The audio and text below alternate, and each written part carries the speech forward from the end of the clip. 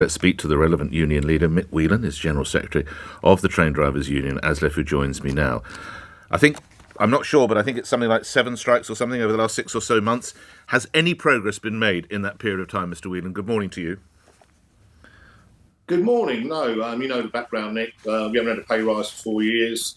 While the people that we employ us, so we don't work for the Treasury or the DFT, contrary to popular belief, have been declaring profits and paying dividends. They made 500 million during the pandemic, and we think it's rather odd that the people who actually do the work don't share in some of that. You were in front of some MPs last month, I think it was, Mr. Whelan, and you were asked to rate between 1 and 10 the chance of getting a deal with Network Rail. You replied 0. Can we nudge it up at all, or is it still at rock bottom?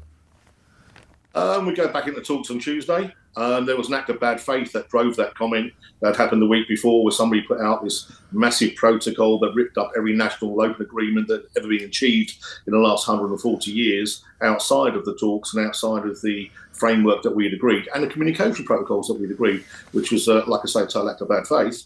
But we go back into talks next Tuesday, and we want a resolution. My people don't want to be losing money. They don't want to be standing out in the cold.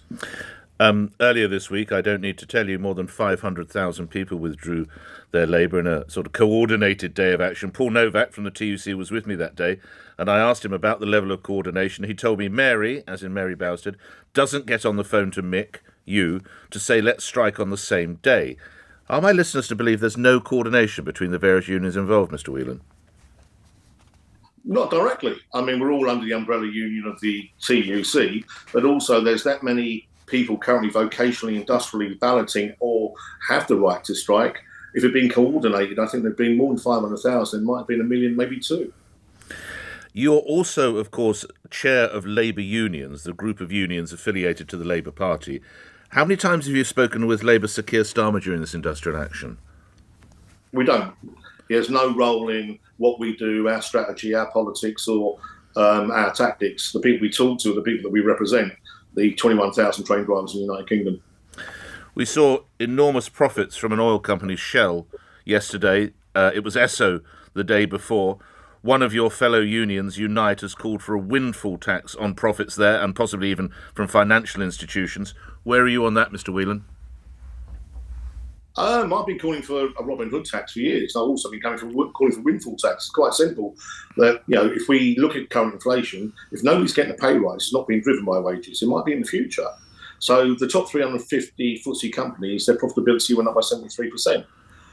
There seems to be, during the pandemic and post-pandemic, a degree of profiteering going on that isn't reflected then in either taxation or giving them back to society, either through paying people wages, then they pay back in tax, or generating where we should be. I think there's and then a disparity about what's going on currently. When you hear callers on shows such as these and elsewhere, as I have done, and they say, why are these men and women on strike? Some of them are making more than £1,000 a week, some of them are making £65,000 a year. How do you respond?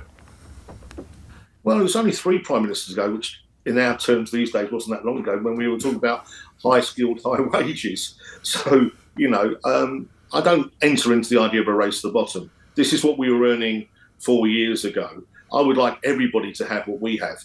And the idea that if we don't have it, that automatically it goes to somebody else, it's never been seen as, in my world, as actually happening. It's this comparator that, we keep other people's wages down because other people will do well. Now, and I know from previous discussions we've had, that no one's ever given us anything. We've given productivity and flexibility to generate what we've got. We did not privatise the industry.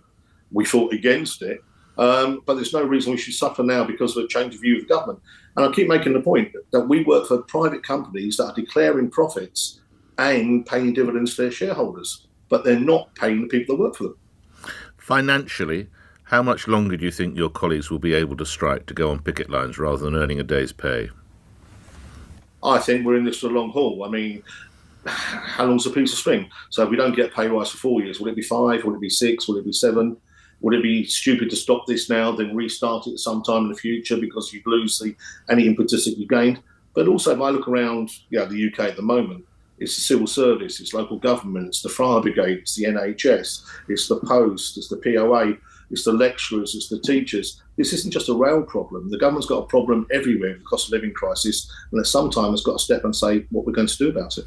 I think you probably answered my next question, actually, Mr. Whelan. I was going to say, do you think it might enter a second year? And from your tone there, it might enter a third year, let alone a second year. Mick? Unfortunately, yes. I mean, we'll be guided by the people that we represent. Now, under the current legislation, we have to reballot every 6 months. We reballoted most of the companies just before Christmas.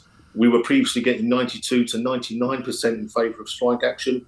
And the turnout and the average went up by 1%. So the willingness by our members to protect their terms and conditions and seek this powers. But also, was it the rail minister who went to the select committee last week and said that they bailed the companies out to the tune of £1 billion on strike days, and the companies weren't losing anything? In a normal strike situation, there would be the companies and the workers would want to get round the table because both were suffering. At this moment in time, it's only the workers that are suffering. Grateful for your time, Mick. I do hope peace can break out for everybody involved. Mick Whelan is General Secretary of ASLEF. Thanks for coming on the show. 4 minutes before 8 is the time. Let's come back to the mortgage misery, as it's being called, for sadly millions of you, with the 14-year high now. Ryan is in Potters Bar. Ryan, your story. Good morning, sir. Thank you for holding. Good morning, Nick. Yeah, same as a lot of your other callers. Nick, I wanted to buy I'm 38 now. I wanted to buy my own flat. Yeah. Oh, God, a few years